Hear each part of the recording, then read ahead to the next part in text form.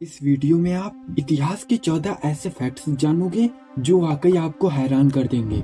So video को अंत तक जरूर देखना।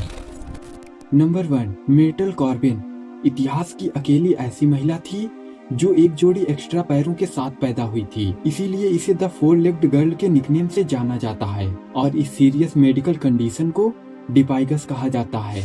इसमें कॉर्बिन के दोनों पैरों के बीच में 2 एक्स्ट्रा छोटे छोटे पैर मौजूद थे। हालांकि वह अपने आंतरिक पैरों को हिलाने में तो सक्षम थी, लेकिन वह उनसे चल नहीं सकती थी क्योंकि वे चलने के लिए बेहद कमजोर थे।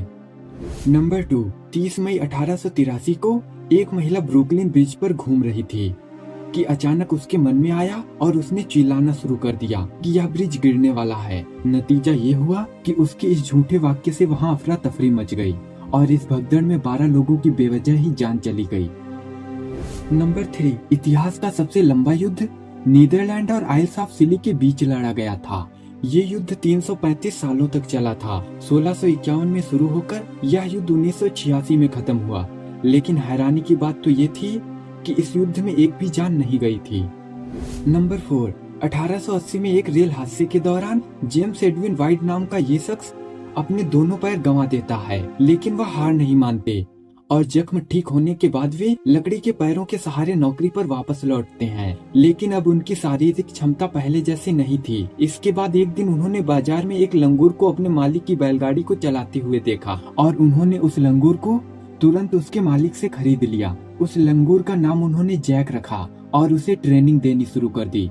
व्हाइट ने लंगूर को उनकी व्हील चेयर को आगे बढ़ाने और रेलवे सिग्नल्स को संचालित करना सिखा दिया। इसके बाद धीरे धीरे वह लंगूर रेलवे के सारे काम सीख गया और उन कामों को रोज करने लगा। एक दिन जब एक शख्स ने जैक को सिग्नल बदलते हुए देखा तो उसने इसकी शिकायत रेलवे बोर्ड को कर दी। लेकिन उसकी स्किल्स और कैपेबिलिटी को देखते हुए अधिकारियों ने जैक को केप टाउन पोर्ट एलिजाबेथ का रेलवे कर्मचारी बना दिया और तनख्वाह के रूप में उसे हर दिन 20 सेंट और हफ्ते में एक बियर की बोतल दी जाती थी। इसके बाद जैक ने पूरे 9 सालों तक रेलवे बोर्ड में काम किया और हैरानी की बात तो ये थी कि इन 9 सालों में उसने एक भी गलती नहीं की थी। नंबर 5, आज हम टेक्सटिंग या सोशल मीडिया वगैरह पर शब्द यू को लेटर यू के रूप में लिख लेते हैं, लेकिन क्या आप जानते हैं कि ऐसा करने वाला पहला व्यक्ति कौन था? दरअसल 1595 में विलियम शेक्सपियर ने अपने नाटक लव्स लेबर लॉफ्ट में शब्द यू को लेटर यू के रूप में सबसे पहले इस्तेमाल किया था। नंबर 6, फ्रेंच रिवॉल्यूशन के बाद लुइस 17वां नाम के एक 8 वर्षीय बच्चे को कैद कर लिया जाता है और फिर उसे कभी नहीं देखा गया। उसके माता पिता को 1793 में मार दिया जाता है और उसे भयानक रूप से प्रताड़ित कर पेरिस की जेल की कोठरी में मरने के लिए छोड़ दिया गया। इसके बाद 1795 में 10 साल की उम्र में तपेदिक से उसकी मृत्यु हो गई और उसके शरीर को गुप्त रूप से सामूहिक कब्र में दफना दिया गया। इस घटना के सालों के बाद दर्जनों लोग ये दावा करते हुए सामने आते हैं कि वही मैरी एंटोनेट के मृत बेटे लुइस 17वां है, क्योंकि उस दौरान बोर्बन बहाली की संभावना थी और एक सफल दावेदार फ्रांस का राज सिंहासन पा सकता था। Number 7, Mary Ann Franco Florida की एक औरत थी। 1993 में एक कार एक्सीडेंट में उसकी स्पाइन पर चोट लग जाती है और वह धीरे धीरे ब्लाइंडनेस का शिकार हो जाती है। साल 2015 में मैरी अपने ही घर में गिर जाती है और फिर से उसकी स्पाइन पर चोट लगती है। इसके बाद मैरी का एक ऑपरेशन होता है और इस ऑपरेशन के बाद 20 साल की ब्लाइंडनेस के बाद उसकी आंखों की रोशनी वापस आ जाती है। नंबर 8, कार्ल मार्क्स जब अपनी जिंदगी के अंतिम पलों में थे तब उनके हाउसकीपर ने उनसे पूछा कि उनके अंतिम शब्द क्या हैं। इस पर कार्ल मार्क्स जवाब देते हैं, जाओ, चले जाओ। अंतिम शब्द तो उन मूर्खों के लिए होते हैं जिन्होंने अपनी जिंदगी में ज्यादा कुछ नहीं बोला होता है। नंबर 9, दोस्तों आजकल नूडल्स या चाइनीज फूड खाने के लिए हम कांटेदार चम्मचों का उपयोग करते हैं, लेकिन शायद ही आपको पता होगा कि इन्हें सबसे पहले 11वीं शताब्दी में इटली में पेश किया गया था और उस समय इन नुकीले घुमावदार उपकरणों को ईश्वर के प्रति अपमान के रूप में देखा जाता था, क्योंकि वे कृत्रिम हाथों के जैसे दिखते थे और इस तरह उन्हें अपवित्र माना जाता था। नंबर 10, एंशिएंट चाइना में अपराधियों से सच उगलवाने के लिए उन्हें गुदगुदी करके प्रताड़ित किया जाता था। इसका फायदा ये था कि इससे रिकवरी जल्दी हो जाती थी और चोट लगने और उनके निशान छूटने का भी कोई डर नहीं रहता था। नंबर 11, आपको जानकर हैरानी होगी कि लाइटर माचिस से भी ज्यादा पुराना है।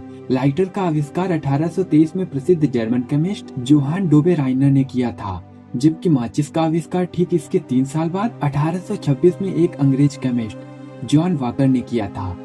नंबर 12, आप शायद ही जानते होंगे कि द्वितीय विश्व युद्ध के दौरान मित्र देशों की सेनाओं ने नाजी कब्जे वाले यूरोप पर करीब 2.7 मिलियन टन बम गिराए थे और इनमें से लगभग आधे बम केवल जर्मनी में ही गिरे थे।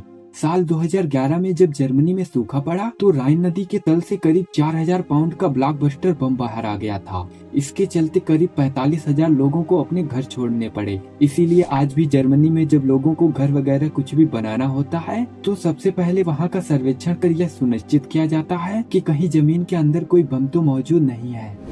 नंबर 13, आज से 100 मिलियन सालों पहले सहारा रेगिस्तान जीवन से भरपूर एक हरा भरा मैदान हुआ करता था और साथ ही यह खतरनाक शिकारियों से भी भरा हुआ था। 2009 में आर्कियोलॉजिस्ट को यहाँ मगरमच्छों के अवशेष मिले थे। इन अवशेषों में जमीन पर चलने के लिए बड़े बड़े पैर मौजूद थे और उनके जबड़े तो इतने बड़े हुआ करते थे कि वे डायनासोर्स को भी आसानी से अपने जबड़ों में जकड़ सकते थे।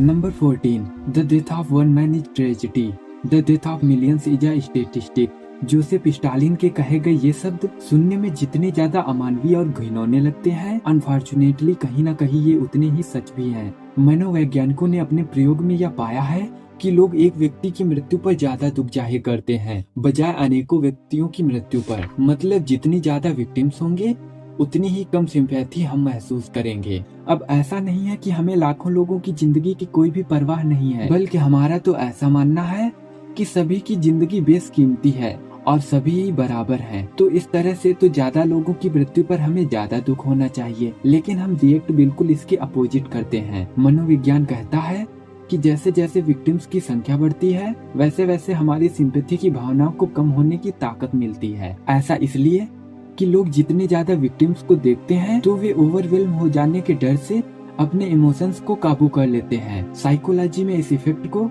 कोलैप्स ऑफ कंपैशन कहा जाता है। तो दोस्तों इस वीडियो के लिए बस इतना ही। वैसे आपको यह फैक्ट जानकर कैसा लगा हमें कमेंट्स में जरूर बताइएगा, और वीडियो पसंद आई हो तो लाइक और दोस्तों के साथ शेयर जरूर कर देना। और हिस्ट्री से जुड़ी ऐसे इंटरेस्टिंग और इन्फॉर्मेटिव वीडियोज के लिए चैनल को सब्सक्राइब कर घंटी को दबाना बिल्कुल भी मत भूलना। मिलते हैं आपसे एक और नई वीडियो में। जय हिंद।